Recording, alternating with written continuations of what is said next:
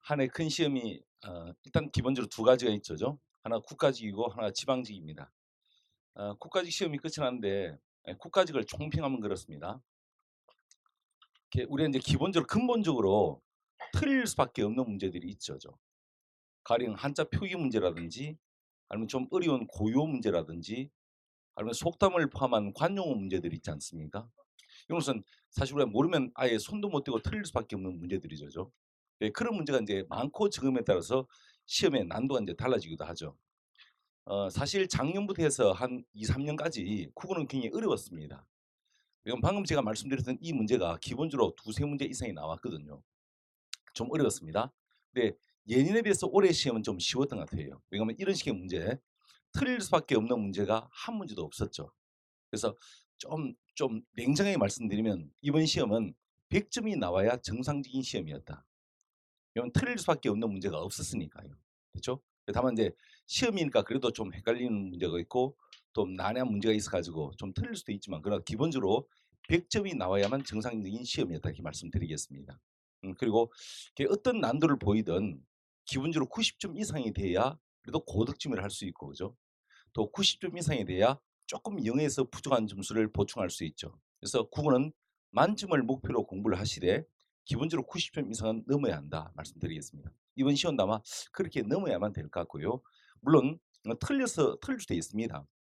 근데 틀려서 나왔을 때 다시 보면 '아 이거 내가 맞출 수 있었냐.'라는 이런 아쉬움을 남기는 문제들 아마 그런 문제가 대부분이었을 것입니다. 그러니까 결국은 시험 막판쯤 되면 싸움이 자기와의 싸움이라 그랬죠. 누가 실수를 덜 하는가. 그러니까 나와서 후회가 남지 않도록 시험을 누가 잘 보고 나왔는가 실수 없이 이제 그 싸움이라 그랬죠.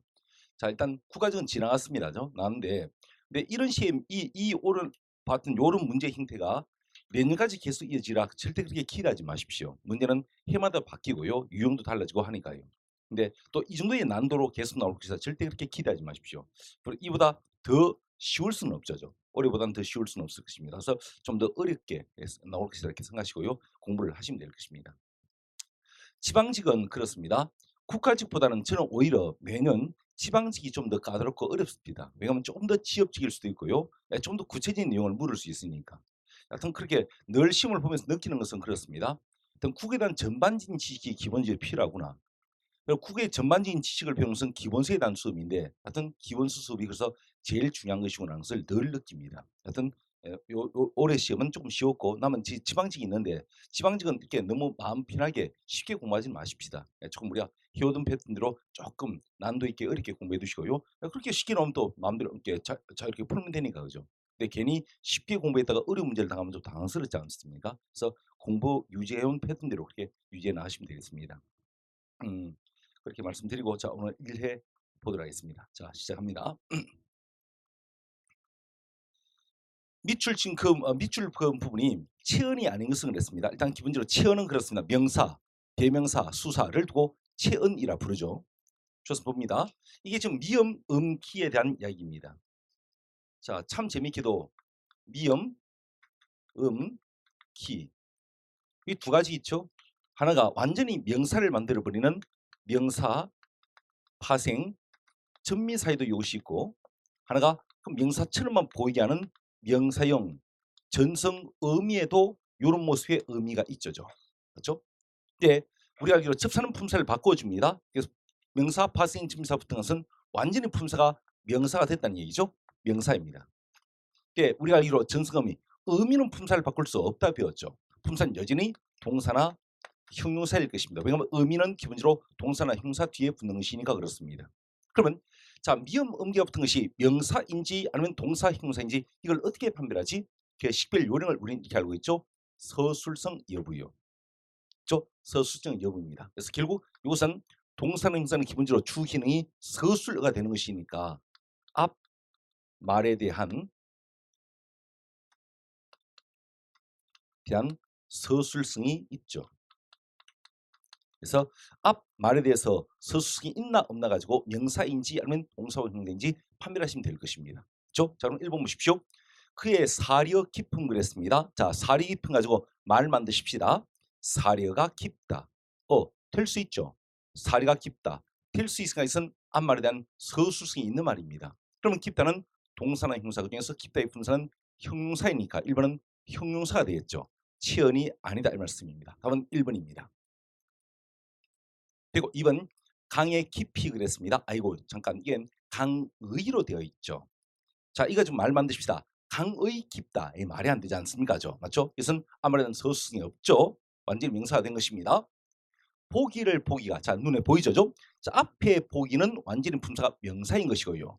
뒤에 보기의 품사는 뭡니까? 보기를 본다 해서 바로 앞말에 대한 서술성이 있으니까 뒤에 보기가 바로 품사가 뭡니까? 동사가 되겠죠. 그렇죠? 그래서 이것은 앞에 보기 밑줄 친 것은 명사입니다. 그래서 이것은 꿈이 아닐까 마찬가지죠. 이것은 꿈이다 지금 이게 아니지 않습니까? 맞죠? 그래서 이 꿈이 앞말에 대한 서술성이 있는 것이 아니죠. 완전히 명사가 된 것을 봐야겠죠. 답은 1번입니다.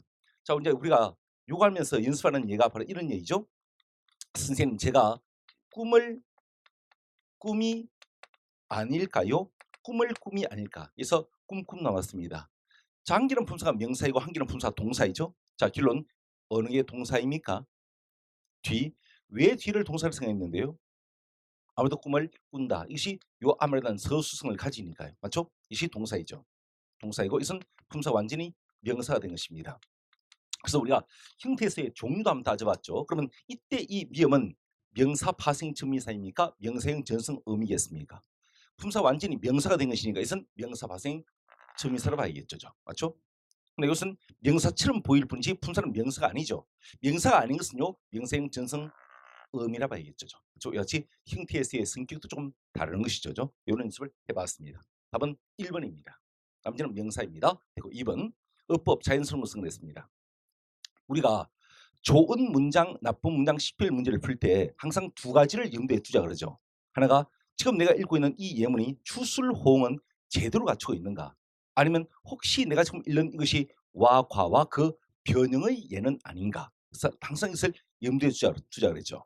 자 잠깐 추술 호응은 알 것이고 와가와 변형도 사실 지난 과정부터 쭉 이어서 나온 사람은 들어봤을 것인데요. 다시 과정이 바뀌었으니까 한번 설명을 해드리겠습니다. 이것은 뭐 자주 나올 것이니까요. 미리 한번 설명해드리겠습니다. 잘 기억해 두십시오. 와, 과와 그 변형입니다. 어떤 말과 어떤 말이 와가 의해서 조금 복잡하게 이렇게 연결됩니다. 그랬을 때 이거 또 이거 호응 내지는 수식이 자연스러워야 됩니다. 이걸 저는 A 유형이라 이야기하죠. 근데 와가 이 조세의 성격이 그렇습니다. 이러면 앞과 뒤가 똑같은 형태로 만날 수 있게 해주는 말입니다. 그래서 이걸 구구조로 말씀드리면 요거하고 이것은 문법 구조가 동일해야 한다 그럽니다. 문법 구조가 동일할 것. 이것을 저는 B라 하겠습니다. 그리고 이때 이거 그 호응 수식 예전은 이거 그 호응이나 수식이 좀 자연스러워야 한다 이 말입니다. 그렇죠. 이것을 저는 C 유형이라 하겠습니다. 이것이 이제 소위 ABC라는 것입니다. 그렇죠. 근데 문제는 이 와가를 좀 참 좋은데 변형을 시켜버립니다. 코, 미어, 나. 그래서 뭐 이나라든지 아니면 거나 같은 이런 연결 의미 하겠습니다. 이런 연결 의미를 통해서 변형시킬 수도 있고 아니면 이럴 수도 있습니다. 또는 및 혹은 그리고 같은 이런 접속 부사를 통해서 변형시킬 수도 있고 세 번째 쉼표라든지 아니면 뿐만 아니라 꼭 이것만 아니고 문제를 풀다 보니까 참 다양한 연결어들이 있습니다. 이런 등의 연결어를 통해서도 변형시킬 수도 있습니다. 그래서 절대 A, B, C 세 유형을 벗어나지는 않죠. 그래서 항상 좋은 문장, 나쁜 문장, 시필 문제를 풀 때는 늘 이 두 가지 내가 지금 읽을 이 예문이 추술 호응은 제대로 갖추고 있나? 혹은 와가와 그 변형의 유형 아닌가? 늘 이 두 가지를 염두에 두고 바로 말씀드리겠습니다. 자, 제가 미리 말씀드린 이유는 이제 앞으로 수업을 하면서 이런 유형의 문제를 자주 다루게 될 것입니다. 그래서 내가 미리 말씀드리니까 이것은 꼭 적어두고 잘 기억해 두시면 좋겠습니다. 이 포기성 지금 이건 없을 거예요. 없는데요. 일단 미리 말씀드렸으니까 잘 기억하십시오. 자, 그러면 2번 보겠습니다. 제안서, 안내서 및 과업 지시서 교부는 교부는 주어죠. 참가 신청자에게만 교부한다. 자, 교부는 참가 신청자에게만 교부한다. 어떻습니까? 중복된 느낌도 있고 추술 호응도 안 되죠. 어색한 것입니다. 저 같으면 앞에 있는 교분은이라는 주어를 지워버리겠습니다. 지우고 차라리 주어를 과업 지시서는 하면서 그걸 주어로 만들겠습니다.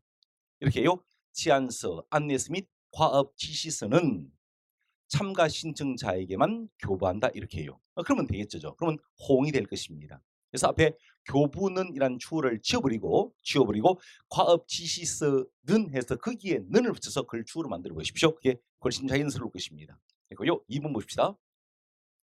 관계도서는 한국수자원공사 또 수도건설처에 비치하고 끊고 이렇게 문장이 좀 길 때는 이렇게 이등분 시켜서 보는 것도 한 요령이 될 수 있습니다. 비치하고 관계자에게 열람한다 그랬습니다. 잠깐 열람한다. 누가 무엇이? 또 무엇을요? 여러분 열람한다는 무엇을 열람한다 그래가지고 앞에 목적어를 필요로 하는 타동사입니다. 앞에 목적어도 없죠죠. 맞죠? 그래서 고치겠습니다. 관계자에게 열람한다. 열람한다 대신에 이를 열람하도록 한다 이렇게 해요. 이를 열람하도록 한다 이렇게 해요. 열람한다 무엇을? 이를요. 그 이랑은 앞에 앞에 돼 있는 그 비치한 그 내용이겠죠. 그래서 이를 열람하도록 한다. 근데 여러분 이렇게 이를 열람하도록 한다 해도 주어가 없죠. 누가 무엇이? 주어가 없죠. 근데 들어보십시오. 공부 초기에는 사실은 주어 서술어가 1대1로 탁탁탁탁 이렇게 맞아줘야 됩니다. 근데 이제 공부를 좀 하다 보면 이런 것을 알게 됩니다. 우리 국어의 특징이 그렇습니다. 우리 국어는 굳이 말 안 해도 알 수 있는 정보는 생략하고 안 해버리는 습관이 있습니다. 그래서 때로 주어라든지 이런 문장 성분의 생략이 자주 이루어집니다. 그래서 굳이 말 안 해도 알 수 있는 정보는 생략하는 버릇 때문에요. 때로 주어가 없는 문장이라도 맞는 경우가 되는 경우가 있습니다. 지금 이것이 그렇습니다. 그래서 자 이렇게 바꾼다 하더라도 주어는 없습니다. 하지만 주어는 없지만요. 주어는 이 말하는 뭐 어떤 주체 아니겠습니까죠? 그래서 이해할 수 있는 것이니까 이건 문제가 없고요. 문제는 열람한다. 이것이 앞에 목적을 요구하는 타동사인데 그게 없어가지고 어색한 것이었습니다. 그래서 관계자에게 이를 열람하도록 한다 하면 될 것입니다. 되고요. 자 3번 수출, 통관, 사무처리에 관한 고시 중에 다음과 같이 개정하여 고시합니다. 개정하여 고시한다. 무엇을요? 이시 마찬가지 개정하여 이것도 앞에 목적어를 요구하는 타동사 이거요. 무엇을 개정하다 또 고시하다. 무엇을요? 이것이 고시하다 또한 앞에 목적어를 요구하는 타동사입니다. 결국 앞에 목적어가 없는 것입니다. 그래서 같으면 다음과 같이를 이렇게 목적어로 만들겠습니다. 다음 사항을 이렇게 해요. 다음과 같이를 다음 사항을 이렇게 해요. 그래서 통관 사무 처리에 관한 고시 중 다음 사항을 개정하여 고시합니다. 이렇게 해요. 그러면 앞에 개정하다, 고시하다의 목적어가 각각 생기게 되는 거예요. 이게 자연스러운 것이면 됩니다. 답은 4번이 됩니다. 그리고 조금 난도가 있을 거요. 자, 3 보십시다. 발음이 바르지 못한 것을 냈습니다. 발음입니다. 근데 이제 괄호속에 소리의 길이까지 제시하면 조금 내용이 복잡해지죠. 복잡해지는데 일단 보십시다. 밥다. 우선 긴 소리 맞습니다. 그리고 밥다. 리얼 피업의 대표면 사실 리얼이지만 밥 요만 예외적으로 피업이 되죠. 밥 맞습니다. 근데 이런 것이 있습니다. 한 글자 어감 뒤에 모음으로 시작되는 의미가 오면 보통 짧아지죠 소리가요. 그렇죠? 그래서 이건 밟으며 짧아진 것이 맞습니다. 소리 길이 맞고요. 그리고 앞에 발음도 맞습니다. 자 간단. 사실 한자는 한자 뜻이 있는 뜻글자이기 때문에 한자어들끼리 만난 것은 합성어, 복합으로 볼 수 있습니다. 다시 말해 이것은 간단한 사이소리 현상의 조건을 갖춘 것이다 그 말입니다. 사이소리 현상은 합성 명사이면서 앞말이 울림소리 그리고 뒤는 가다 보시시가 올 때 뒷말이 된 소리로 발음된 것이 사이소리 현상이지 않습니까? 조건을 다 만족시켰다는 것입니다. 앞에 미음 받침 뒤에는 가다 보시시가 붙어 있으니까요. 그래서 원래 정상이라면 뒷말을 된 소리로 발음해야 정상이죠. 그것이 사이소리 현상이지 않습니까? 근데 예외가 참 많죠. 그 예외가 바로 밑에 있는 바로 그 주의 그 예외입니다. 됐죠? 그 중에 간단이란 것이 포함되어 있죠. 이것은 된 소리를 발음되지 않습니다. 그래서 간단하다, 고로 간단한, 그래서 간단하다, 간단한. 그래서 된 소리를 발음해서는 안 됩니다. 답은 2번이 됩니다. 그렇죠? 감다. 자, 이것은 긴 소리 맞습니다. 하지만 역시 마찬가지 뒤에 모음으로 시작되는 의미가 오거나 아니면 뒤에 사동, 피동 접수가 오면 이건 짧아지죠. 자, 가령 들어보십시오. 우리 소리의 길이에 대한 대원칙 3가지가 있는데 그 3가지 대원칙 중 제가 3번째로 한번 소개를 하겠습니다. 이런 것입니다. 한 글자 어간입니다. 이 뒤에 모음의 의미가 오거나 아니면 사동 내지는 피동 이런 전미사가 붙습니다. 하면 이것은 단음으로 짧게 발음을 합니다. 자, 우리가 보통 하는 사동, 피동, 전미사에는 이런 것이 있죠. 이, 히, 리, 기, 우, 구, 추 이런 등이 있습니다. 이런 것이면 짧아진다 이 말입니다. 자, 예함 들어보겠습니다. 안다. 그래, 이놈은 원래 긴 소리입니다. 하지만 뒤에 모음으로 시작되는 음이 없습니다. 안아 되고요. 사동, 피동, 지미사 붙습니다. 그러면 안기다에서 이것은 짧게 이렇게 짧게 발음이 된다 이 말입니다. 요것과 요것은 단음으로 짧게 발음이 된다 이 말입니다. 자, 원래 긴 소리입니다 불가고요. 그렇죠? 바로 그렇습니다. 지금 1번이 그랬습니다. 밥다. 이시 긴 소리입니다. 하나 뒤에 밟으면 뒤에 모음으로 시작되는 의미가 오니까 이거 짧아지지 않습니까? 감다. 물론 긴 소리입니다. 하지만 뒤에 사동, 피동, 집사가 오니까 짧아져 버리지 않습니까? 그렇죠? 그렇습니다. 되고요. 자로 더럽다. 이것은 맞습니다. 이것은 어간이 2글자짜리니까 이게 해당되지 않습니다. 해당되지 않습니다. 그래서 원래 긴 소리는 그냥 뒤에 무엇이 오든 무조건 길게 발음하는 것입니다. 그래서 더럽다. 이것은 요까지가 어간이죠. 그죠? 어간입니다. 그래서 뒤에 모음으로 시작되는 의미가 와도요. 그냥 더러워에서 그냥 지갈길 가는 것입니다. 그것은 한 글자짜리 어간일 때 그렇다 이 말씀이에요. 그래서 어간이 2글자짜리죠. 이게 해당 안 된다 이 말씀이에요.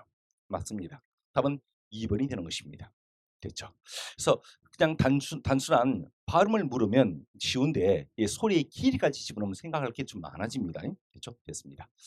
자, 답은 2번이 됩니다. 그리고 4번 보겠습니다. 보다. 품사입니다. 품사의 통용은 역시 문제 나오죠. 계속해서 나옵니다. 됐죠? 자, 봅니다. 한 개의 글자가 2개 이상의 품사를 가지는 경우를 우린 품사의 통용이라고 의뢰 이야기를 합니다. 그 중에 보다. 자, 이놈의 기본은 뭡니까? 품사가 동사이죠. 동사인데 이것이 형용사로 쓰이는 경우가 3가지가 있죠. 맞죠? 첫 번째, 불러볼까요? 응? 그렇지, 추측. 두 번째, 까뒤. 까뒤. 정확히는 리을 까뒤 할 때 그냥 까뒤 합시다. 까뒤. 세 번째, 형용사 어간이 오거나 아니면 서술격조사 이다 고 본이 할 때 이 본의 구성입니다. 이것이 바로 품사의 형용사입니다. 찬찬히 보시다 박스. 팔자가 사나워서 이리 채이고 저리 채이면서 사는가 보다 했는데 할 때 보다 이거 뭐예요? 추측. 추측이나 품사는 형용사입니다. 그래서 형용사가 아닌 것을 찾는 것입니다. 자, 1번 오래 살다 보니 할 때 보니 품사 뭐지? 1단계가 아니죠. 추측 아니죠. 까 뒤가 아니죠. 그리고 앞에 살다 동사이죠. 동사니까 지금 이거 아닌 것이에요. 그리고 서술격 조사 이다도 아니고요. 맞죠? 그러니까 품사입니다. 기본 동사가 되는 것이죠. 답은 1번입니다. 2번 강도일까봐 까 뒤죠. 까 뒤죠. 형용사입니다. 4번 버릴까 보다 까 뒤죠. 까 뒤니까 형용사입니다. 3번 부자지간인가 보다 이게 뭡니까? 바로 이건 추측이죠. 추측에서 형용사가 되는 것입니다. 됐죠? 자, 예를 들어서 것은 중요한 일이다 보니 이것은 참으로 중요한 일이다 보니 할 때 보니 있죠. 이 품사 무엇이다? 형용사입니다. 바로 이게 서술격사 이다 보니의 구성이에요. 그렇죠? 그래서 집도 가깝고 보니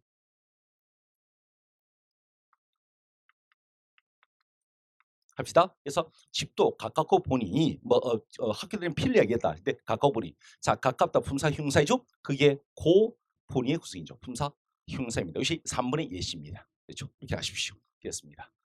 품사의 통용은 계속해서 문제 나옵니다. 계속 출제되고 있으니까요. 잘 봐두십시오. 답은 1번이 됩니다. 자, 그리고 문제를 또 잘 읽으셔야 돼요. 이거 지금 문제가 품사가 다른 하나 그랬죠. 맞죠? 그러니까 같은 것을 찾는 것이 아니라 다른 것을 찾는 것이었습니다. 답은 1번입니다. 자, 5 보겠습니다. 높임의 종류. 올해 또 나왔죠. 그것도 쉽게요. 높임은 계속 나옵니다. 근데 우리 지금 마음속에 좀 부담을 가지고 있는 높임법이 하나 있죠. 바로 상대 높임법의 등분요. 그건 아직도 안 나왔습니다. 그렇죠? 높임법은 진짜 문제 나올 만큼 나왔거든요. 문제가 지쳐 있다 그랬죠. 워낙 쉽게 많이 나왔으니까요. 근데 아직 유일하게 안 나온 것이 상대 높임법이니까 조금 그거 신경 써 두십시오. 자, 봅니다. 해라 하기에 하오 합시오. 바로 그거 있지 않습니까? 지금 그 말씀 드리고 있는 것입니다. 자, 5번 높임 종류가 다른 성랬습니다. 주무시다. 묻겠습니다. 누가 뭐시요? 할아버지가요. 맞죠? 이것은 할아버지 곧 추를 높이고 있죠. 주체 높임 말입니다. 주체 높임 말이고, 자, 이렇게 묻겠습니다. 객체 높임 말이 있죠. 네 가지 풀어보십시오. 네 가지가 있죠? 한 개 더. 들이다, 뵙다, 모시다, 여쭙다까지. 그래서 들이다, 뵙다, 모시다, 여쭙다. 요 네 가지가 객체 높임 말이라 이야기하죠. 그래서 답은 1번입니다. 나머지는 바로 문장의 객체, 바로 대상이라 부르죠. 바로 목적어나 부사어를 높이는 것을 객체 높임법이라고 부르죠. 나머지가 그렇습니다. 답은 1번이 됩니다. 자, 다시.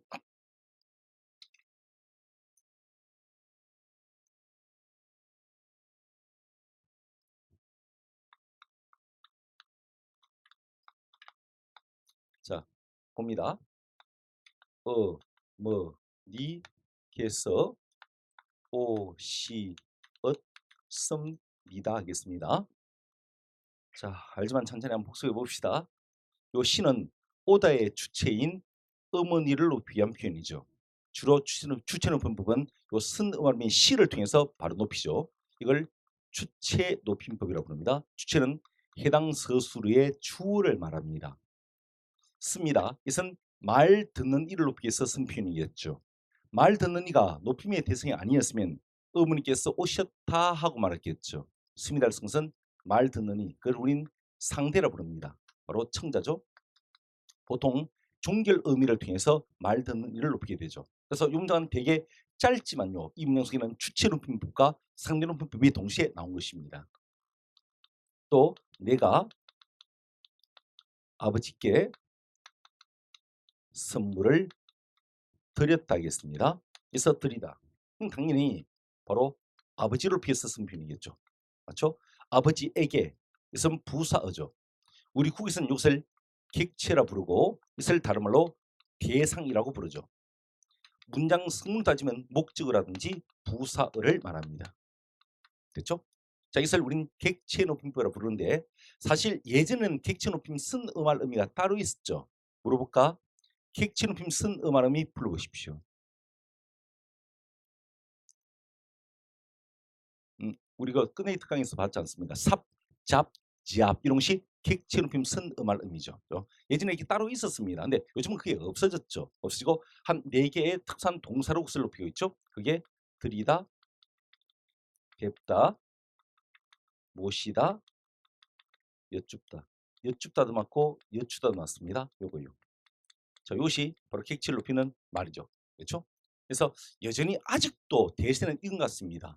이 문장 속에서 이것이 문장의 누구를 높이기 위한 표현인가를 묻는 것. 그것이 올해도 이것이 나왔죠. 그래서 이 속에 나타나는 높임법, 주체, 객체, 상대가 동시에 다 높인 문장을 고르셔야 하는 문제가 출제됐었죠. 바로 그겁니다. 좋습니다. 자, 답은 1번입니다. 1번 주체 높임이고요. 나머지는 바로 객체 높임이었습니다. 답은 1번이고요. 자, 6번 보겠습니다. 자, 지금 힌트가 3번 추출에 있었습니다. 머리는 숨겼지만은 꼬리는 숨기지 못했다. 그래서 진실을 꼭꼭 숨겨두려 하지만 그 실마리는 이미 만천하에 드러나 있다는 뜻이다 그랬습니다.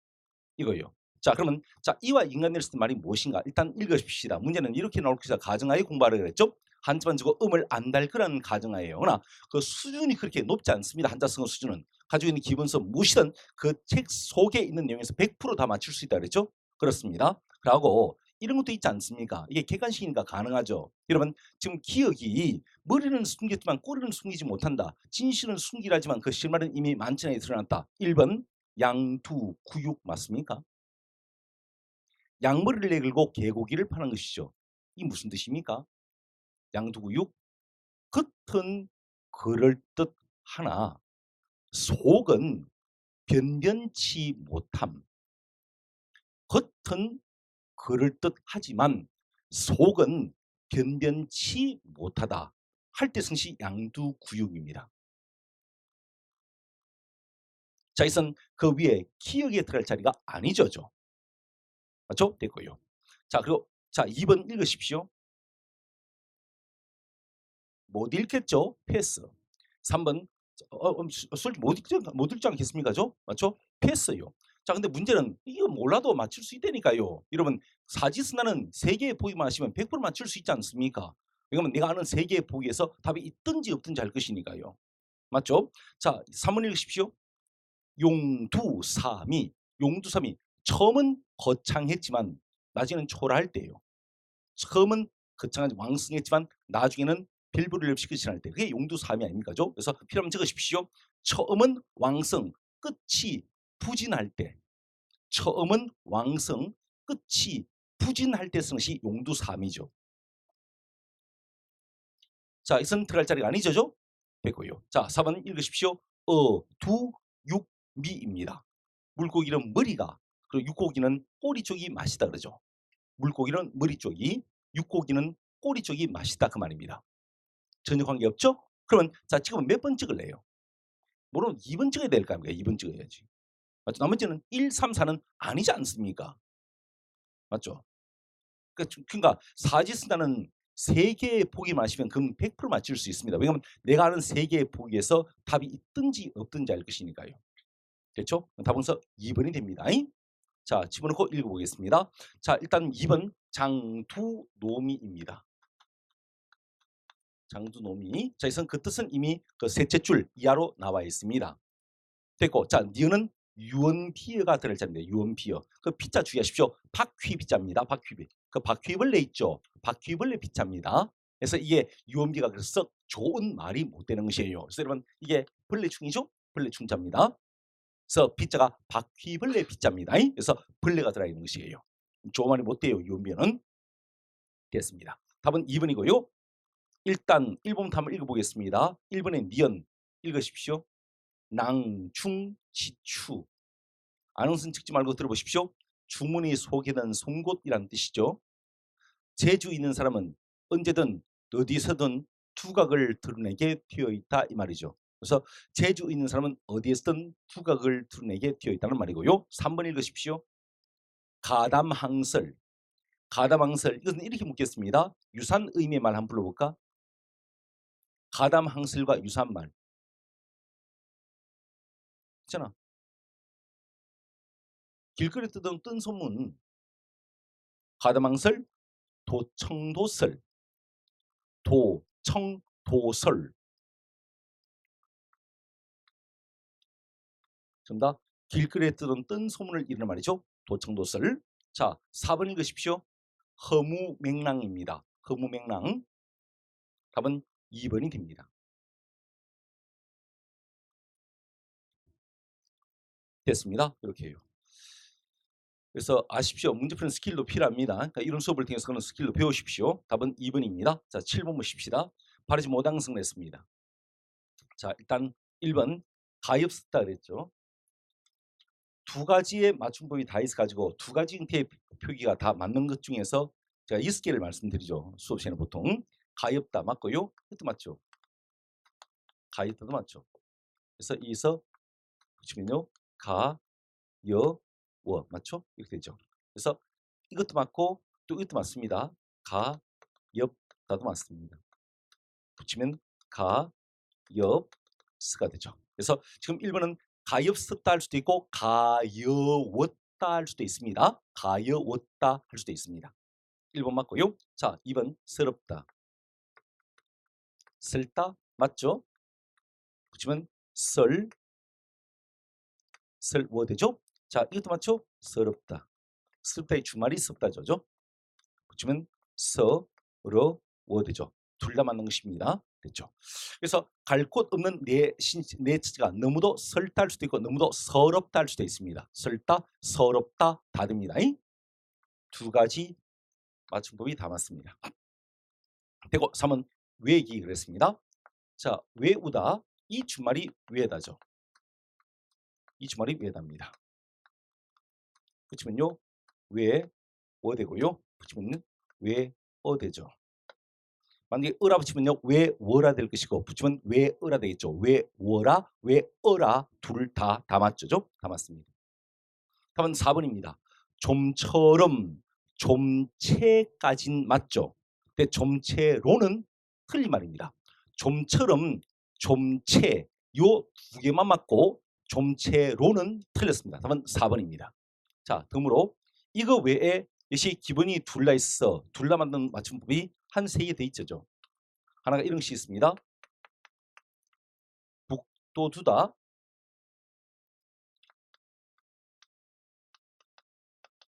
주말이 북돋답니다. 붙이면 용기를 북도어 되는 것이고요. 붙이면 용기를 북도다 되죠. 둘 다 맞는 것입니다. 그리고 여쭙다, 여쭈다 이시 둘 다 맞습니다. 붙이면 여주어 되는 것이고 붙이면 여주어 되었다가 줄여서 여주어라고 이렇게 줄일 수 있는 것입니다. 자, 하나 더 있죠? 세 번째, 띄우다 주말이 뛰다입니다. 필기가 좀 이상해졌다. 단 그렇습니다. 자, 여기서 어렵시겠습니다. 한 칸을 띄어 되고요. 한 칸을 띄어 되는 것입니다. 한 칸을 띄워라 되죠? 지금 한 칸을 띄어라 되죠? 다 맞다는 것입니다. 됐죠? 단, 근데 이것은 굳어진 말이죠? 띄워 쓰기가 아니고 쓰기. 이것은 굳어진 말이었어요. 이것은 그냥 외우십시오. 우선 이것이 맞습니다. 됐습니다. 봅니다. 그래서 기본이 둘 다 있어 두 가지 표현이 다 맞는 경우 보통 6개를 말합니다. 그 6개가 1, 2, 3 그리고 실패하는 이 세 가지입니다. 조금 암기해 두십시오. 문장 속에 퍽 박혀 있으면 조금 판단이 어려워요. 그럴 수도 있습니다. 답은 4번입니다. 됐고요. 자, 뒤로 8번 보겠습니다. 답은 그것이 답이 되는 일단 이유가 분명히 있습니다. 아시겠죠? 자, 이서 밑줄 친 부분 동양화에서 여백의 미가 중요한 것이나 물을 아무것도 없는 무죠. 물을 화두로 삼아 명상하며 마음의 평화를 찾는 것 그랬습니다. 답은 2번입니다. 시비를 겪고 나서 온갖 가지 어떤 그 일에 휘말려 가지고 참 많은 몸은 많이 지쳤고 영욕을 버린 뒤라 마음은 텅 비어 당시입니다. 마음이 비었으니 사람 없는 맑은 밤 문 닫고 누우니 들리는 저 시내가 솔바람 소리 그랬습니다. 마음을 비우니까 비로소 그 자연의 소리가 들리고요. 그렇더라 이 말씀이죠. 답은 2번이 됩니다. 나머지는 아니고요. 간단히 해설하면 이렇습니다. 1번은 덧없음, 1번은 덧없음을 노래한 것이고요. 2번은 소나무가 대나무에게 말을 걸었다. 눈보람으로 쳐 산골 가득해도 나는 강직하게 머리를 들고서 부러지면 부러졌지 굽히지는 않는다오라고 소나무가 말을 하는 것입니다. 이것은 소나무의 지조, 절개, 강직, 소나무의 지조와 절개와 강직을 이야기한 것이고요. 4번 딱 요 상황에서 쓰이는 한자성 하나 있죠. 가을 하늘 우뚝 치솟은 봉우리 해질녘에 그 산 마루에 올랐지 눈앞에 아득히 펼쳐지는 세상 에이 이 나라도 별로 넓지는 않군 그럽니다. 마치 높은 곳에 올라가 탁 트인 사방 친지르면서 아 이것도 나한테는 좁아 이렇게 막 호기를 부리는 것 딱 요런 성에 쓰이는 한자성은 뭐예요? 그렇지 호연지기죠. 그래서 딱 호연지기가 4번 같은 상황에서 쓰이는 말입니다. 호연지기입니다. 어떤 호방한 기계 정도 이해하십시오. 그렇죠? 답은 2번이 됩니다. 됐고요. 9번 이런 식 고비죠. 이런 것을 넣은 게 이제 고득점 가는 것입니다죠. 자, 일단 1번 대궁이라는 것은 적어라. 먹다가 그릇에 남긴 밥입니다. 먹다가 그릇에 남긴 밥입니다. 됐고, 그런데 밑에 불공할 때 부처 앞에 놓는 밥, 그것을 뭐란다? 제밥 그래요. 근데 여러분 들어보십시오. 네, 두 가지를 설명할게.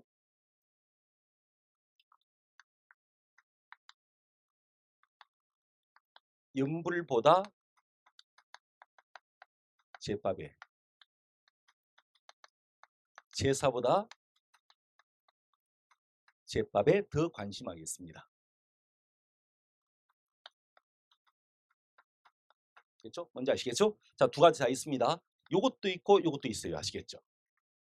그렇게 부처님께 공양하는 밥은 아이를 써 제밥 그러고요. 제사 때 쓰는 밥은 의를 써 제밥이라는 것입니다. 이것은 제사 때 쓰는 밥이고 이것은 염불할 때 아니면 불공 드릴 때 쓰는 밥이 제밥입니다. 구분하십시오. 그래서 염불보다 제밥에, 제사보다 제밥에. 됐죠? 구분할 수 있겠죠? 구분하십시오. 그래서 지금 이 9번, 1번 불공할 때 부처 앞에 놓는 밥, 이것은 제밥입니다. 요 제밥. 요세야 됩니다. 요 말의 뜻입니다. 그래서 1번 틀렸다는 얘기입니다. 답은 1번입니다. 나머지 2번, 3번 다 맞습니다. 만데 자, 4 보십시오. 3번 보십시오. 물마라는 말이 있습니다. 비가 많이 와서 사람이 다니는 얼만큼 땅 위에 넘쳐 흐르는 물 그랬죠. 우리 왜 장마철 되면 도로 위에 물이 넘쳐가지고 사람 막 다리를 그져가지고 이렇게 물을 건너는 모습 있지 않습니까? 일종의 그런 것이 물마라는 것이에요. 그리고 4번 가산, 가산은 재산입니다. 재산. 재산의 알짬을 모두 잃고, 그러니까 재산 중에서 왜 알짜가 되는 재산이 있지 않습니까? 그 중요한 가장 중요한 재산들은요 다 날라 잃어버렸고요. 가령, 가령은 땅입니다. 집안 땅, 땅. 이 땅도 사방으로 달아났다. 이 땅도 다 날아가 버렸다 이 말입니다. 그래서 완전히 집안이 폭삭 망했다는 얘기예요. 그런 뜻입니다. 그래서 앞에 가산은 집안의 재산이고요. 가령은 집안의 산, 집안의 땅, 집안의 땅입니다. 가령은 땅입니다. 땅도 모두 잃었다는 뜻입니다. 알짬은 그런 뜻입니다. 가장 중요한 내용. 답은 1번입니다. 10번 한자 피기 바르지 않은 것은 이거는 좀 쉬었다 하겠습니다. 한자 피기가 바르지 않은 것은 그랬습니다. 일단 답사 있죠. 답사에서 답자 있죠. 발벌답자입니다. 그러니까 발족자 붙는 것입니다. 예, 발족자입니다. 그래서 답사의 답자는 발벌답자를 씁니다. 앞에 발족자가 있는 그리고 조살 사자죠. 그래서 답사에서는 답자를 좀 특별히 좀 잘 봐두십시오. 자, 그리고 다수 채집할 때 채다 있죠. 채. 그 채는 켈채자입니다. 켈채자. 손으로 나무를 캐는 것 있죠. 손으로 나무를 캐는 것입니다. 스켈 채자입니다. 손으로 나무를 캐는 것입니다. 나물지 나물, 산나물, 쑥 이런 것들 그걸 캐는 것입니다. 그래서 앞에 손수인 붙습니다. 손으로 캐는 것이니까 캘지자입니다. 그래서 일단 요 답사에 쓰는 답자를 채에 쓴 채자를 좀 잘 보십시오. 채자를. 자, 2번 보십시오. 나의 취미를 취자 있죠. 이 취자는 달릴 취자입니다. 이게 마음이 막 달려가는 것입니다. 달릴 취자. 그러니까 지금 이 취자를 쓴 것입니다. 이게 달릴 취자입니다. 막 어디를 향해서 막 달려가는 것입니다. 내 마음이요. 그래서 뭐 우표 수집 하면 우표를 향해서 막 내 마음이 달려가는 것입니다. 그래서 이게 달릴 취자입니다. 그래서 취미할 때는 미처도 물론 중요하지만요. 이 취자를 특별히 주의하십시오. 앞에 말 달린다. 대체 달릴 취자를 씁니다. 앞에 달릴 취자가 붙어 있습니다. 자, 그리고 우표 수집할 때 숫자 있죠. 그 숫자는 모을 숫자입니다. 모을 숫자. 모을 숫자인데 자, 주의하십시오. 덤입니다. 우리 모집이라는 것도 있습니다. 모집. 글자 모습 비슷한데요. 사람 모으는 일이 참 힘들죠 요즘. 그래서 이게 모을 모자예요. 모을 모자입니다. 그래서 모을 숫자하고 모을 모자하고 글자가 좀 비슷하게 보이죠. 맞죠? 주의하십시오. 이걸로 장난칠 수 있습니다. 그렇죠. 이게 모을 모자입니다. 요즘은 사람 모으는 일이 참 힘들지 않습니까? 참 힘이 들죠. 그래서 힘이 들어가는 것입니다. 그래서 모을 숫자하고 글자 모습이 좀 비슷합니다. 모을 숫자는 이렇게 씁니다. 이게 모을 숫자예요. 그렇죠? 구분하십시오. 그래서 그 수집할 때는 숫자를 특별히 좀 잘 보십시오. 숫자를 좀 잘 보십시오. 자, 3. 소요 그랬죠. 소요. 이 소자도 요자도 다 다시 이 소자 앞에 여기 붙어 있죠. 요거요. 여러분 지금 우리 저 창문을 열면 바깥에 차들 지나는 소리가 되게 시끄럽게 들리죠. 소위 그 도시 소음인데 예전엔 차가 없고 마차 지나는 소리 있죠. 말이 지나는 소리. 그게 참 시끄러운 거예요. 그래서 앞에 소자, 뜯을 소자인데 앞에 말마자가 붙어 있는 것입니다. 그래서 우리 소음 있죠, 소음. 소음. 할 때 소음도요, 이렇게 쓰는 것입니다. 이 뜯을 소자예요, 뜯을 소자. 그래서 우리한테 글자를 쓰바란 말은 문제는 안 나오지 않습니까죠? 그러니까 쓴 것을 보면 되거든요. 그러니까 소음, 소란 쓰고 떠드는 것은 예전엔 말 지나는 소리가 참 시끄러웠다더라 정도 하시면 됩니다. 그래서 소음의 소자는요 앞에 말마자가 없습니다. 말마자 아시고요. 자 그리고 소요 할 때 요자 있죠. 요자는 어지러울 요자입니다. 어지러울 요자. 그래서 앞에 손수빈 붙어 있죠. 손수빈 막 어지럽게 흔드는 것이에요. 그래서 어지러울 요자입니다. 그래서 요자 앞에 손수빈이 붙습니다. 그래서 소요라는 말은 두 가지 말 지나는 소리 밑에 어지럽게 막 흔드는 것입니다. 소요할 때 그래서 앞에 손수빈이 붙습니다. 아시고요. 자, 근데 창궐 이 창자도 골자도 둘 다 미쳐서 날뛸 창 날뛸 골자입니다. 미쳐서 날뛸 창 날뛸 골자입니다. 그죠? 그래서 앞에 부수가요 이거 붙어 있죠. 큰 개견에서 이거 붙었습니다. 여러분 이게 짐승이거든요. 짐승입니다. 보통 이 짐승 부자, 이 부자가 붙어 있으면요 뜻이 별로 좋지 않습니다. 별로 좋지 않습니다. 짐승 같은 마음 갈 때 보통 이 부수를 많이 씁니다. 아시겠죠? 그래서 창궐할 때 창자도 글자도 쓴다. 이게 들어갑니다. 이게 들어갑니다. 그래서 창궐은 요거 짐승 이게 큰 개 견자입니다. 요시 붙습니다. 그렇게 아십시오. 됐고 답은 4번입니다. 난 다른 건 몰라도 요 문제는 좀 맞힐 수 있으면 좋겠어. 일단 그 뒤에 야기할 때 야자 있죠? 야자가 이끌 야자입니다. 이끌 야자. 이끌 야자. 밑에 마음이 붙습니다. 그렇죠? 이게 마음으로 리더십, 마음을 움직이는 시 리더십이죠. 그래서 이끌 야자입니다. 그래서 밑에 마음이 들어갑니다. 야자에는.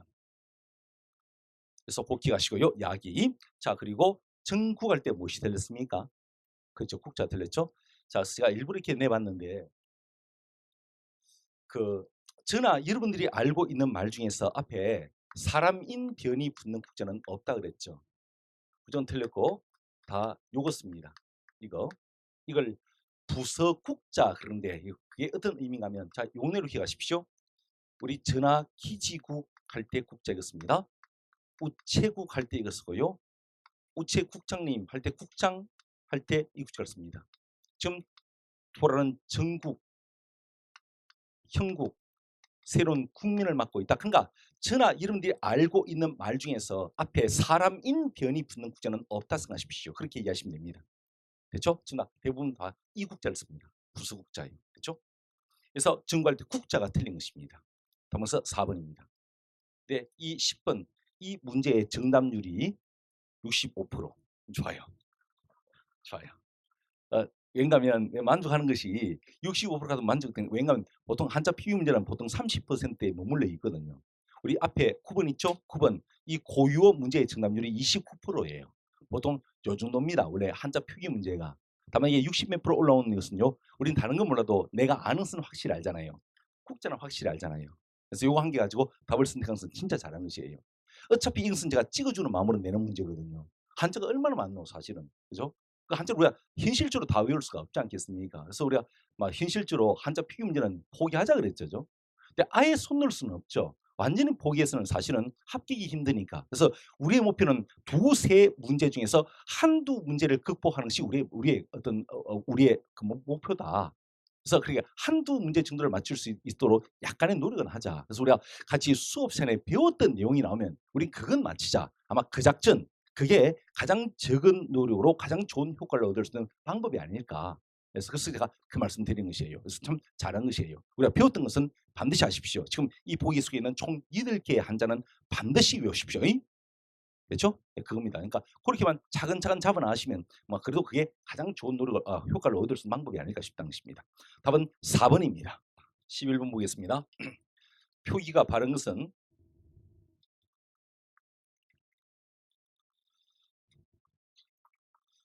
우리 구에서 1번 널널하다. 이런 기본이 없습니다. 두 가지. 하나가 넉넉하다. 그러면 널찍하다. 상황에 따라 이렇게 써야 됩니다. 넉넉하다 혹은 널찍하다 이렇게 써야 됩니다. 자, 1번 시간이죠. 시간은 시간이니까 넉넉하다로 쓰는 것이 맞겠죠. 그래서 시간이 넉넉하다고 치십시오. 방이 널널하다. 이것도 아니겠죠. 방이 널찍하다. 그럴 때는 널찍하다 써야겠죠. 그래서 널널하다는 말 자체가 틀린 말입니다. 그래서 이렇게 넉넉하다 혹은 널찍하다 이렇게 써야 됩니다. 됐습니다. 그렇게요. 그래서 1번은 시간이 넉넉하다 해놓으시고 2번 옷이 작아 깝깝하다. 우리 구에서 그런 기분이 없습니다.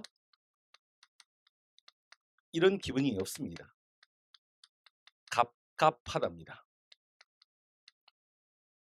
그래서 2번 틀렸습니다. 3번 얽히고 슬키다. 이사 상상해 볼 수 있는 표현 이거죠? 얽히고 슬키답니다. 이 기본형 틀렸습니다. 그리고 지금 얽히고 슬키다 맞습니다. 답은 3번입니다. 3번 얼굴이 넓적하다 아니고요. 얼굴이 넓적하답니다. 넓다는 뜻이죠? 얼굴이 넓다는 뜻입니다. 그렇죠? 물론 이런 말이 있습니다.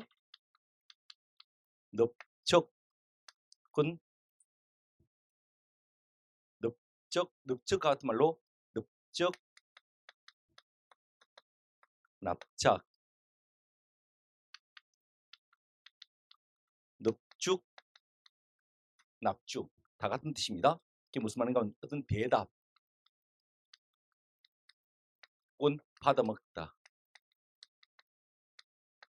혹은 엎드리다 할 때 다 같이 쓴 말이 넙적 납작 넙죽 납죽입니다. 그래서 넙죽 받아먹다 넙죽 대답하다 넙죽 엎드리다 납작 엎드리다 납작 대답하다 납작 다 같은 것입니다. 그래서 넙적 납작 잠깐 넙적 납작 넙죽 납죽 이렇습니다. 다 같은 말입니다. 그래서 이런 말이 있기는 있다. 넙적은 하지만 이것은 이런 뜻. 넓적 대답하다, 넓적 받아먹다, 넓적 엎드리다 할 때 쓰는 말입니다. 그렇죠? 그래서 늘 때 의미는 넓적하다. 저는 저렇게 쓰는 것이 맞습니다. 됐습니다. 그래서 답은 3번입니다. 자, 12 보겠습니다. 밑줄 친 부분이 가장 잘 드러난 것은 그랬습니다. 밑줄 친 부분 가장 지속적이고 은근하면서 낙천적인 뒤흔듦 그랬습니다. 자, 이거는 전체적으로 첫 번째 줄에 있듯이 신명에 관한 이야기였습니다. 됐죠? 한데요, 그중에서 가장 지속적이고 은근하면 낙천적인 뒤흔듦 그랬고요. 이런 것도 있었습니다. 제일 마지막 밑에서 네 번째 줄 끝에 저항감보다는 친근감이 더해지고 마지막 문장 이러한 자연스러운 파기에서 한국적 웃음이 비롯되고 이러한 푸근한 웃음은 신명의 한 틀을 이룬다 그랬습니다. 그래서 이 신명 혹은 이 밑줄 친 부분은 부정직시 않다는 것입니다. 그 부정직시 않은 웃음을 말하는 것이죠. 그렇습니다. 그게 무엇인가? 웃음에 관계된 것을 보니까요. 답은 3번일 수밖에 없습니다. 나머지는 웃음에 관계된 것이 아니니까 그렇습니다. 그렇죠? 됐습니다. 그래서 3번은 봉산탈취면 한 대목이죠. 그렇죠? 그렇습니다. 답은 3번입니다. 됐고 덤으로 우리 조동일 박사가 정리했던 네 가지 미감이 있죠. 순고, 우아, 비장, 골개미. 이 골개미 속에 무엇이 포함됩니까? 풍자라든지 희학이 포함되죠. 풍자랑 희학이 포함됩니다. 근데 풍자는 기본적으로 어떤 상대를 비판의 목적으로 하는 것이 바로 이것이죠. 비판과 조롱의 목적으로 하는 것이 바로 이 풍자이죠. 또 희학은 긍정적인 웃음입니다. 우선 이런 의미가 있죠. 예, 올해는 이 뜻을 묻는 문제도 나왔더라고요. 그래서 한번 공부를 봤습니다. 답은 3번입니다. 나머지는 관계없는 시는 가지 않겠습니다. 됐고요. 자, 13 보겠습니다. 이것은 국어적인 문제입니다. 자, 아버지가 이렇게 말합니다. 스웨터야, 어제 고모 만났는데 네 생일이라고 주시더라. 마음에 드니 저 옷이랑 같이 입으면 잘 어울릴 것 같은데 하니까 와, 그러면 정말 예쁘겠네 할 때 이 그러면 그러니까 저 옷이랑 같이 매치해서 입으면 참 좋겠다는 이야기겠죠. 맞죠? 그렇습니다. 그래서 그런 의미로 그러면을 쓴 것입니다. 근데 3번 아버지가 앞에서 한 말과 관련된 세부 사항이 뒤에 추가될 것임을 나타낸다. 그건 아니죠. 답은서 3번이 됩니다. 그래서 뭐 이렇게 그냥 풀고 마십시오. 그럼 됩니다. 그리고 14 보겠습니다. 서술 방식입니다. 이런 것은 설명의 방식에 대한 문제이죠. 이런 것은 일단 1번부터 4번까지 선지를 먼저 보고 나서 보시는 것이 좋습니다. 자, 일단 1번에서 설명의 방식에 관계된 말은 견해, 그죠? 전문가 견해. 2번은 상호관계 분석. 3번은 다양한 사례, 속성, 의 이런 것들, 그죠? 그리고 4번은요, 대비. 대비는 서로 비교하는 것이죠. 이런 것들. 자, 이런 것을 염두에 두고 보기를 보십시다. 봅니다. 달리기 첫 번째 문장. 이것은 보통 이 글에서 무엇을 이야기하고자 하는지 주인공의 이름 정도를 언급을 하죠. 자, 봅니다. 자연의 생명체가 보여주는 행동이나 구조, 또 그들이 만들어내는 물질 등을 연구해 모방함으로써 인간 생활에 적용하려는 기술이 생체 모방이다. 결국 이거는 무엇을 하는 얘기입니까? 생체 모방에 대해서 이야기를 하고자 하는 글 같죠. 좋습니다. 자, 두 번째 문제부터 이제 본격적으로 전개가 시작되겠죠.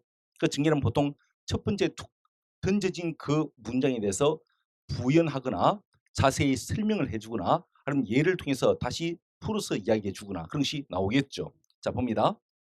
원시 시대에 사용되던 칼과 화살촉은 육식동물의 날카로운 발톱을 모방해서 만들었고 비금.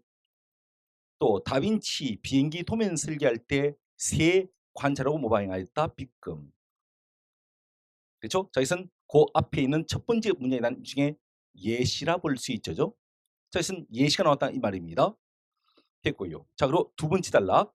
바다에 사는 홍합은 그랬습니다. 지금 이건 또 생체 모방에 대한 홍합의 예를 통해서 생체 모방을 자세히 설명하려 하는 것 같습니다. 하면서 제1 마지막 문장에 이렇게 나와 있습니다. 밑에서 둘째 줄.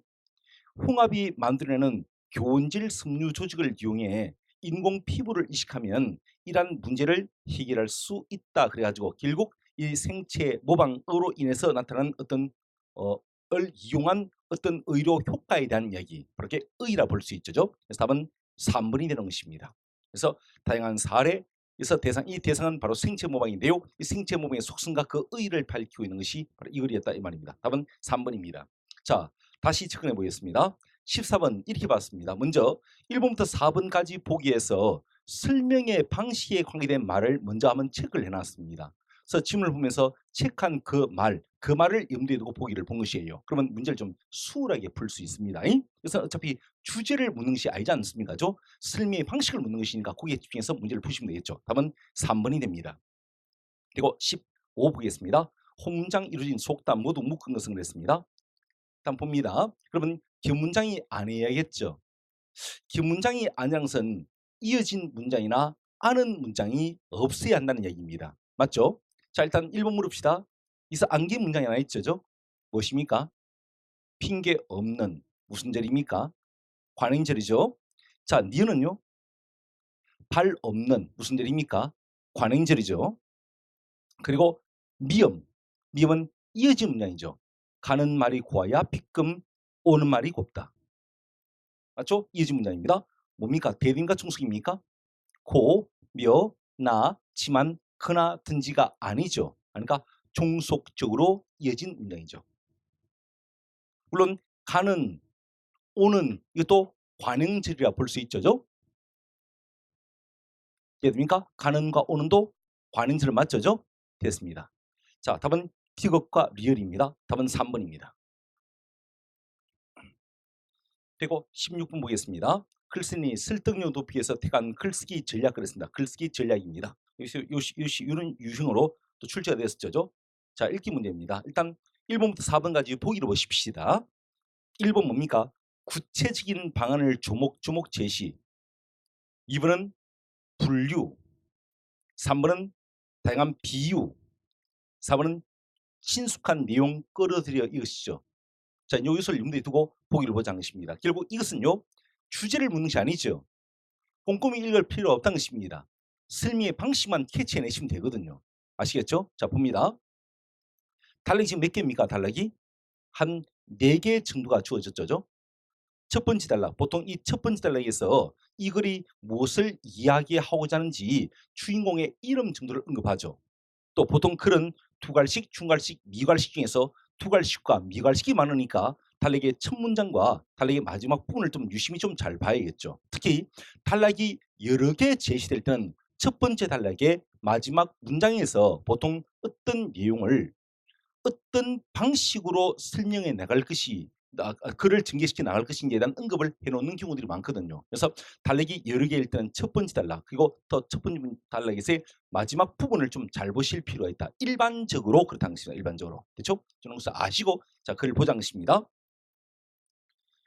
우리나라의 여성 정책도 그동안 사장되다시피 했던 여성의 잠재력을 개발해 사회의 유효 인력으로 활용하는 데 초점을 맞춰야 한다고 본다. 이런 문장이 길 때는 뒷금을 치고 끊으면서 읽는 습관을 가지십시오. 그래야 내용 파악이 훨씬 수월하거든요. 자, 이것이 첫 번째 문장이었습니다. 첫 번째 문장이 좀 길었는데요. 첫 번째 문장이 보니까 이거는 무엇에 관한 얘기를 하고자 한 것 같습니까? 여성 정책에 대한 이야기인 것 같습니다. 맞죠? 자, 두 번째 문장 본격적으로 전개가 시작되겠죠.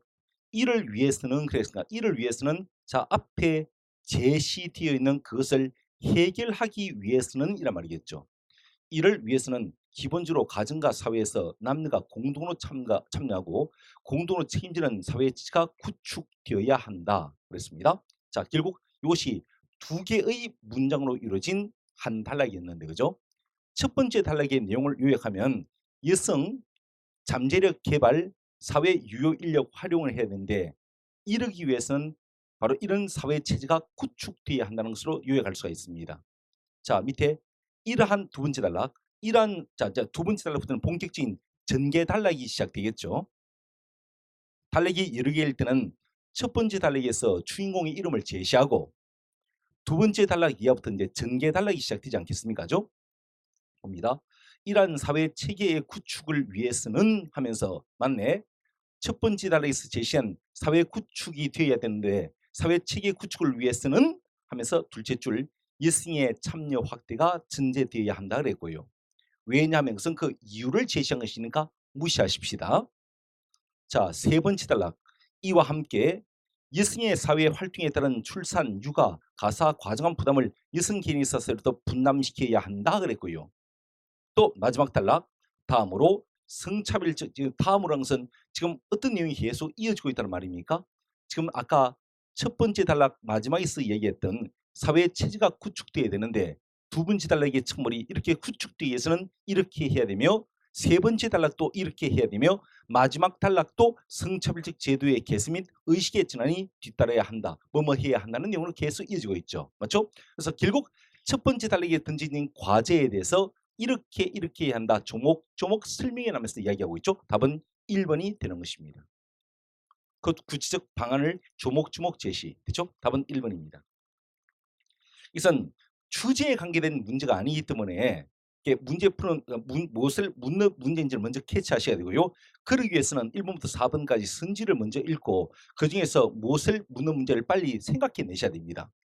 그래서 좀 특징적인 말을 체크해 놓고요. 지문을 보시는 것이 문제를 좀 효율적으로 좀 빨리 풀 수 있는 방법입니다. 요즘은 지문이 좀 많다 보니까 문제는 시간이죠. 그래서 누가 빨리 정확하게는 기본이죠. 그렇죠? 문제를 빨리 푼다고 정확하게 못 풀면 그건 풀어도 틀린 것이니까 그죠? 맞죠? 그래서 근데 빨리도 참 중요하죠. 빨리 정확하게. 그러니까 빨리 읽기 위해서는 문제 푸는 요령 같은 것을 이런 수업을 통해 조금 익히실 필요가 있습니다. 이 문제 답을 맞히는 것에 만족하지 마시고요. 제가 푸는 방법을 잘 복기해 보십시오. 지금 제가 15번과 아니다. 지금 14번과 16번을 이렇게 풀었습니다. 1번부터 4번까지 성질을 먼저 읽고 그래서 설명의 방식에 관계된 말, 묻고자 하는 바를 먼저 체크한 다음에 체크한 말을 염두에 두고 지문을 읽었습니다. 추진한 내용 파악의 포인트만 중요시 아니라 지금 묻는 것이 그게 아니었으니까요. 맞죠? 그래서 설명의 방식에 관계된 것을 먼저 체크한 다음에 거기에 맞춰서 지문을 읽으면 지문이 길더라도 빨리 효과적으로 지문을 읽을 수 있다 이 말입니다. 됐죠? 되고요. 자, 뒤에 17 보십시오. 그러니까 여러분들도 앞으로 그렇게 하시라는 얘기입니다. 자, 자료분석에 대한 문제입니다. 자, 여러분 우리 시험에서는 활발하게 나온 것은 아닙니다. 2015년도 국가직 7급과 국가직 9급에서 딱 한 번씩 나왔는데 나올 여지는 분명히 있습니다. 연습을 해보겠습니다. 우선 영장실질심사제를 실시하여야 한다.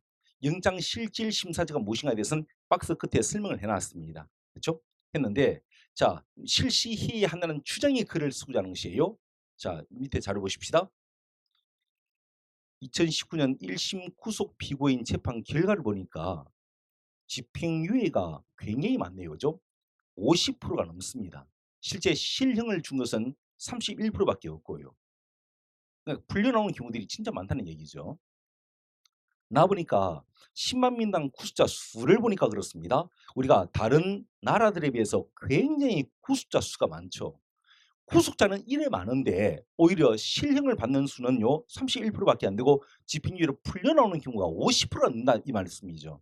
그러니까 쉴 데 없이 너무 많은 사람을 구속하고 있다는 거 아니겠습니까? 그러니까 영장실질심사제가 필요하다는 것이죠. 그렇죠? 과연 구속을 시켜서 수사하는 것이 맞나 아닌가 이 말이죠. 맞죠? 이제 그것을 한번 실시해 봐야겠다는 것입니다. 그래서 우리 2번 한번 보십시오. 구속 피고인 중에서 실형 승고 피고인의 비율이 낮음을 문제로 제기하고 그 원인으로 다른 나라에 비해서 불필요한 구속이 많다는 것입니다.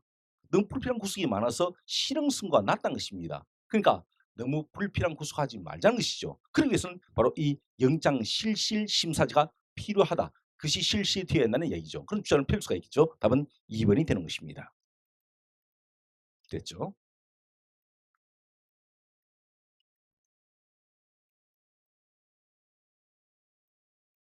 자, 3번. 구속 피고인 중에서 실형 선고 피고인의 비율이 낮음을 결론 삼고 이러면 이게 결론이 되면 안 되죠. 결론 뭡니까? 영장 실질 심사자 실시된다는 것이 바로 결론 아닙니까죠? 그 결론은 이미 내려져 있고요. 이것이 결론이 아니고요. 그 근거로 다른 나라에 비해서 인구 10만 명당 구속자 수가 많다는 것입니다. 자, 구속자 수가 많은 것이 문제이죠. 맞죠? 그래서 이건 설명을 잘못한 것입니다. 그래서 답은 2번이 되는 것입니다. 됐습니다. 자, 그리고 18 보겠습니다. 중세 국어의 특징을 분석한 내용으로 적절하지 않은 것은 됐습니다. 그런데 지금 이 문제 형태 보십시오. 고어를 줬죠. 그런데 가래 현대의 풀이를 다시 해놓습니다. 그래서 우리가 현대 문법에 대해서는 좀 사실 좀 잘 알지 않습니까? 수업을 통해서 우리가 제대로 많은 것을 많이 배웠으니까요. 제대로 잘 알거든요. 그래서 현대를 통해서 거꾸로 고전법적 내용을 역으로 추적해 보시면요. 아마 좀 실마리가 풀릴 것이에요. 봅니다. 스물 희어든 그랬습니다. 그 밑에 보니까 스물 이거든 그랬죠. 근데 그 위에는 스물 희어든 그랬지 않습니까? 그러면 스물 아마 이것은 이 희엇이 더 생겨 나오던 말 같습니다. 현대를 보니까 스물 이거든 그랬거든요. 근데 스물 희에서 희엇이 더 있지 않습니까? 그래서 아마 이 스물의 말은 희엇이 더 생겨 나오던 말이었던 것 같습니다. 이것을 1번 희엇 종성체언이다 라고 이야기하기라고 희엇 더 생김체언이다 라고도 이야기합니다. 희엇 종성체언 혹은 희엇 더 생김체언입니다. 그렇게도 말을 합니다. 마땅한 것입니다. 그것을 준양설 볼 수 있다. 가가나에 비어서 예를 배우며 예 하는 거 보니까 이건 두음법칙이 없었던 것 같아요. 그죠? 두음법칙이 없었던 것 같습니다. 자, 가히 써 가독과 깁을 입으며 대하로 춤추며 효도 홈가 그랬습니다. 효도 홈. 그 밑에 보십시오. 효도 함 그랬죠. 그러면 자, 이것은 이렇게 생각할 수 있겠습니다. 효도 하다에 예전에 이렇게 적겠죠? 효도하다에 맞죠? 그래서 여기 보는데요. 이 옴음 우리 하나 아십시다. 이게 예전에 명사형 전성음이었습니다. 됐죠? 명사형 전성으로 옴음이라는 것이 있었습니다. 됐죠? 그래서 효도 하옴에서 효도 홈이라는 것입니다. 됐죠? 그래서 이것은 명사형 의미가 그 속에 포함되어 있다는 것입니다. 됐죠? 됐습니다. 자, 여기서 하나 아십시다. 요거요. 옴음이라는 것이 명사형 전성 의미입니다. 고증법에서 하나 알아두십시오. 자, 그리고 이런 것도 있겠죠. 참고. 이건 뭘까요?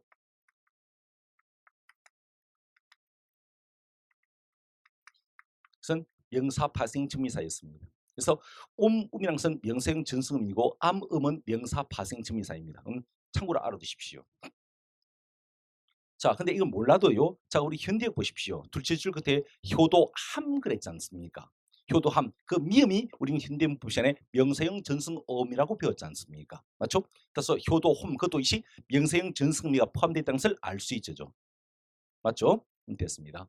하고 공순함을 홈을 그랬습니다. 밑에 보십시오. 공손함 그랬죠. 이시도 이시 마찬가지 명사형 전승미가 포함되어 있다는 말이겠죠. 맞죠?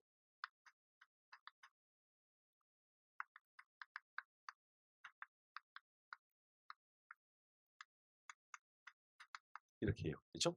그래서 명사형 전승가 포함되어 있다 이 말입니다.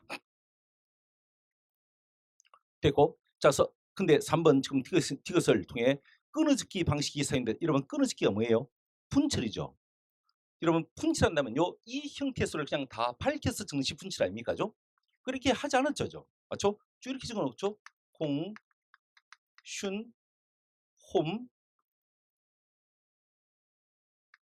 호, 말 이렇게 하고 있죠, 맞죠? 이것은 연철이죠. 이것이 연철입니다. 끊어짓기가 아니고요, 그렇죠? 그래서 3번입니다. 됐고, 자 그리고 가르치디 그랬습니다. 이러면 가르치지라죠. 치하죠. 티 한 것은 아직 구개화가 일어나기 이전이었음을 알 수 있죠. 맞죠? 맞습니다. 그래서 답은 3번이 되는 것입니다. 됐죠? 좋아요. 74%입니다. 그러고 이러면 이제 이런 요령은 가지고 있으십시오. 지금 3번 끊어짓기 그랬지 않습니까? 끊어짓기, 이어적기, 거듭적기가 있죠. 자, 이어적기란 것은 연철이고 끊어적기란 것은 분철이고 거듭적기란 것은 혼철입니다. 혼철하기도 하고 중철이라고 하기도 하죠. 혼철 중철입니다. 연철, 분철, 혼철 있지 않습니까? 자, 만약에 판단이 잘 안 쓰면 있죠. 지문 속에 끊어적기 나왔죠. 그러면 그러니까 분철 나왔지 않습니까? 그러면 의심해 보십시오. 혹시 연철이나 혼철은 아닙니까? 이렇게 해요. 만약에 문제 보기 속에 연철이라는 표현이 쓰였지 않습니까? 그러면 의심해 보십시오. 혹시 분철이나 혼철이 아닐까 이렇게 해요. 그래서 그 보기를 판단할 때 그 보기의 말이 잘 이해가 안 되면 그 말의 반대, 역을 생각해 보시면 의외로 그 보기의 판단을 하기가 좀 수월할 것이에요. 잘 모르겠으면요. 답은 3번이 됩니다. 그리고 현대어를 통해서 충분히 힌트를 얻으시면 됩니다. 됐고요. 자, 19 보겠습니다. 표준어가 아닌 것은 그랬습니다. 자, 시세움. 다른 말로 시샘하기다. 시샘 이렇게 그리다죠. 시샘. 셈입니다. 시기하다는 뜻입니다. 그래서 시세움 맞는 말입니다. 맞습니다. 그리고 개검스럽다. 그것도 맞습니다. 개검스럽다. 뜻 한번 적으랍니까? 보기 흉하게 욕심 부려 먹는 꼴입니다.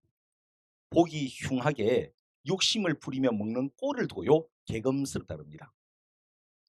우리 그런 개검스러운 모습을 두고요. 개걸스럽다라고 하기도 하죠. 개걸스럽다. 이런 말도 있습니다. 개걸스럽다. 사전적인 뜻은 그렇습니다. 이건 덤으로 말씀드립니다. 덤으로 개걸스럽다. 이것은 몹시 하고 싶거나 먹고 싶은 욕망에 사로잡힌 듯하다. 먹고 싶은 욕망에 사로잡힌 듯하다. 그런 말로 개걸스럽다는 말도 있습니다. 그렇죠? 됐습니다. 그래서 한마디로 해서는 좀 개검스러운 모습이랄까? 개검스러운 모습이 이 개걸스럽답니다. 그렇게 이해하시면 되겠습니다. 그래서 개검스럽다 그 말도 있습니다. 됐고요. 자, 그러면 알큰하다. 우리는 알큰하다보다는 얼큰하다는 표현을 더 많이 쓰죠. 같은 말입니다. 알큰하다, 얼큰하다 같은 말입니다. 그러니까 얼큰하다로 알큰하다의 의미를 아시면 되겠죠? 그런 것입니다. 그래서 맞고요. 자, 4 봅시다. 후질근하다가 아니고 후줄근하다입니다. 후줄근하다입니다. 후줄근하다. 답은 4번입니다. 됐습니다. 20번. 자, 내용과 일치하는 거 그렇습니다. 자, 내용이 일치 문제입니다. 지문이 좀 길죠? 자, 보십시오. 어차피 이것은 시간 싸움이죠. 어차피 박스 안에 답은 다 있지 않겠습니까? 맞죠? 시간 싸움입니다. 그러고 있습니다. 일단 이렇게 합시다. 우리 1번부터 4번까지 요 단어가 문장 속에 나면 눈에 좀 잘 뜨일 것 같아. 그걸 먼저 체크를 해 놓는 것이에요. 그래서 마치 숨은 단어 찾기 하는 것처럼 빨리 그 단어를 찾아내시면 됩니다.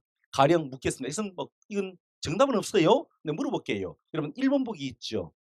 그래서 어떤 단어가 눈에 좀 잘 뜨일 것 같아요. 읽다 보면요. 뭐 습지도 좋아요. 그리고요. 생물 다양성, 생물 다양성. 생물 다양성 단어는 잘 안 쓰는 말이지 않습니까? 이런 것들요. 자, 2번은요. 아무튼 매립 작업 이런 것들. 그렇죠? 3번은요. 그 대형댐 같은 게 눈에 팍 들어오죠. 대형댐. 4번은요. 인공적 습지라는 것도 잘 안 보이, 잘 우리가 잘 쓰는 말이 아니니까 좀 낯설어서 잘 보일 것 같고요. 또 있다면요. 제도적 장치. 이런 것도 이런 눈이 좀 잘 띕니다. 자, 그럼 지금부터 숨은 단어 찾기예요. 그래서 주제 문제 아니지 않습니까? 죠? 대입하기 필요 없고요. 그 해당 부분에 맞고 틀리면 판단하면 되니까 묻겠습니다. 1번 생물 다양성 어디인지 빨리 찾아보십시오.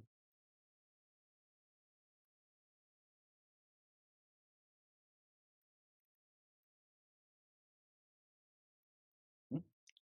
첫 번째 단락에 밑에서 둘째 줄 앞에 생물 다양성 유지 나왔죠? 그럼 그러면 그 말을 포함하고 있는 그 문장을 제가 한번 읽어보겠습니다. 이러한 습지를 잃으면 생태계는 생물 다양성 유지, 홍수 방식 또 수자원 정화 등의 능력을 상실하게 되는 것입니다. 그랬습니다. 그래서 1번 보기 습지는 생물 다양성을 유지시켜 준다. 맞죠?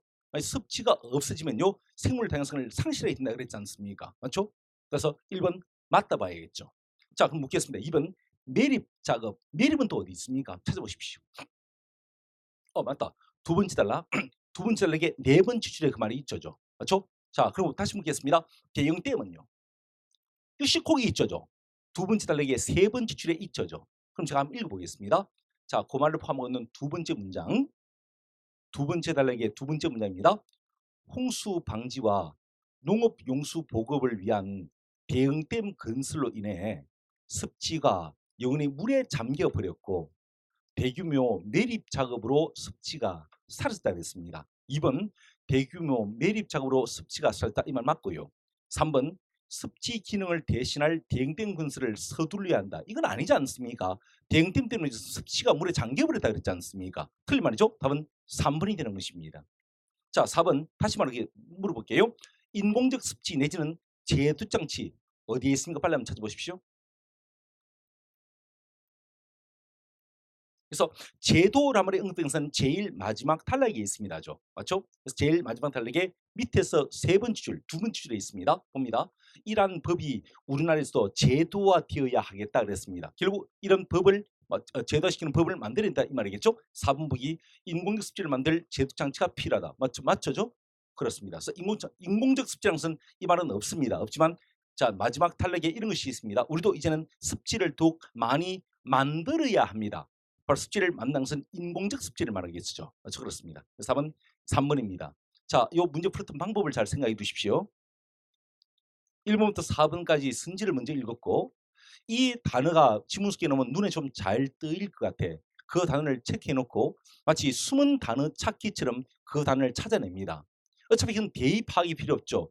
주제를 묻는 문제가 아니기 때문에 그렇습니다. 옳고 그름만 판단은 되지 않습니까? 그래서 그 단어를 포함하고 있는 그 문장 앞뒤로 읽어가지고 그 보기를 판단해 내시면 그래도 조금 시간을 줄이면서 풀 수 있지 않겠는가 싶다는 것입니다. 어차피 이것은 시간 싸움 아닙니까? 지문 속에 답이 다 있으니까요. 시간만 주어지면 무조건 맞출 수 있는 것이 일치 문제거든요. 문제는 누가 빨리 푸는가가 중요한 것이죠. 그 빨리 푸는 연습을 우리 방금 이렇게 한 것입니다. 이 방법을 잘 한번 생각해 두시고 이런 식의 문제 나왔을 때 다시 이 방법대로 다시 한번 해보십시오. 이제 그게 연습이죠. 맞죠? 됐습니다. 아니면 요 25문제를 또 푸셔도 됩니다. 또 풀어보시고요. 방금 했던 방식대로 해가지고요. 문제 푸는 연습을 충분히 하시라고요. 아니면 그냥 이런 수업을 들어도 여전히 그냥 문제 풀고요. 답만 확인하고요. 맞았네. 넘기고요. 이런 발전이 없어요.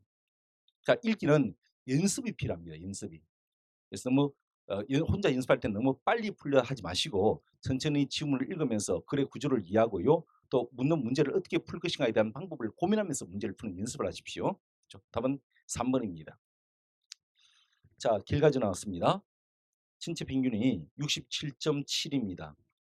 최고 점수가 100점이고 상위 10% 85, 20% 80입니다.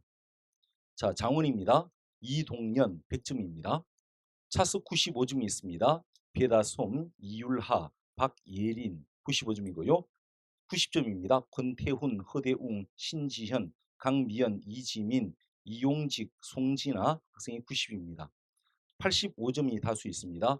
이원준 이름 안 적었고, 홍지원, 남대원, 전소민, 신은정, 김현정 이름 안 적었고, 신보단, 안재원, 서호교, 권유림, 김창민, 남예린, 그리고 정영진, 김상영, 김현진, 김한솔 학생까지가 85점 이렇게 나와 있습니다. 됐고요. 자, 바로 이내 시험을 보도록 하겠습니다. 시험 보고 나서 조금 쉬셨다가 바로 풀이를 하도록 그렇게 하겠습니다. 바로 시험 실시하겠습니다.